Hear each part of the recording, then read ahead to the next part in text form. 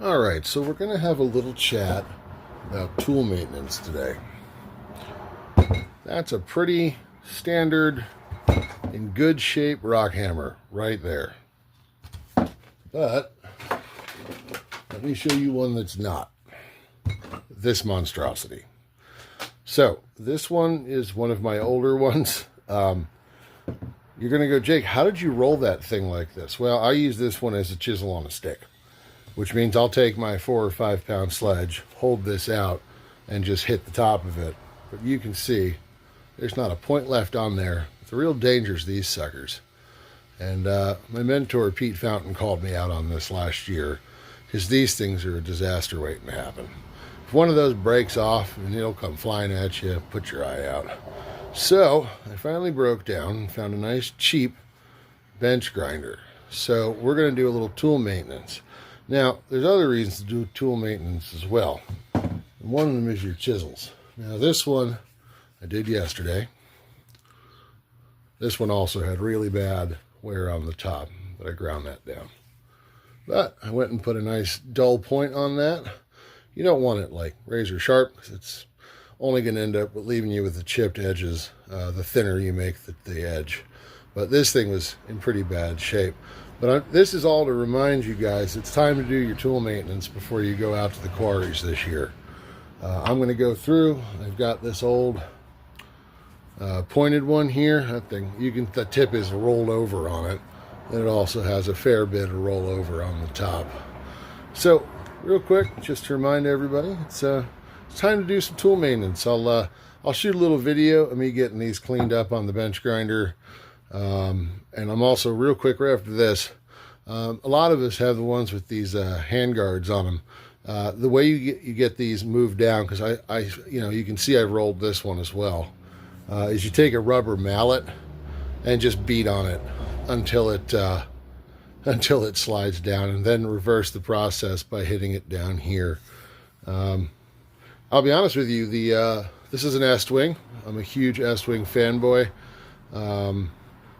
These hand guards, these are better than these, because these are a little more brittle. These roll a little bit, but I'm a big Estwing fan. So yeah, let me show you how to do that, and then we'll get on the grinder and get these cleaned up. All right, so like I said, to get those safety guards off, just take a rubber mallet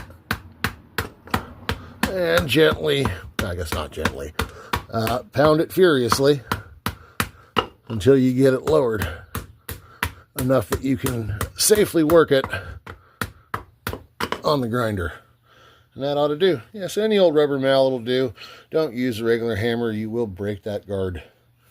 All right, let's get to grinding. Now, before we get grinding, I don't want to trigger anyone, so don't forget your protection.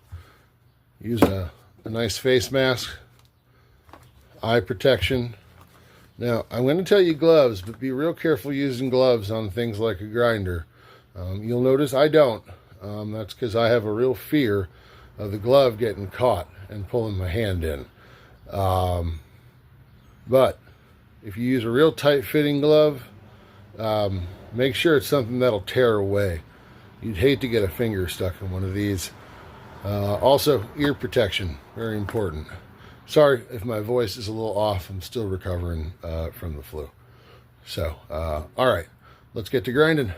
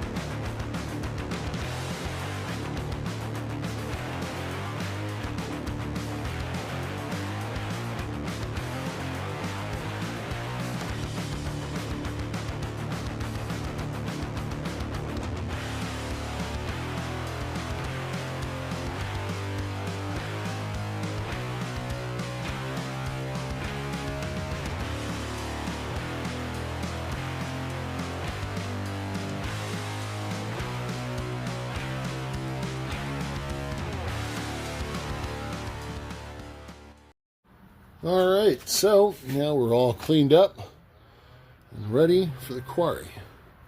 We've got no burrs or anything hanging off. We reset all of our finger savers and put new edges on things. So owning tools is good, but you got to maintain them. You'll see how long it took me to do all this, and yeah, that would have been avoidable if I'd found another $20 bench grinder sooner than that. So yeah, stay on your maintenance and it won't take you so long when you have to do it. All right, well, happy hounding, everybody. And I hope you found this video either educational or at least mildly amusing. Have a great day, everyone. Happy hounding. Stay safe out there.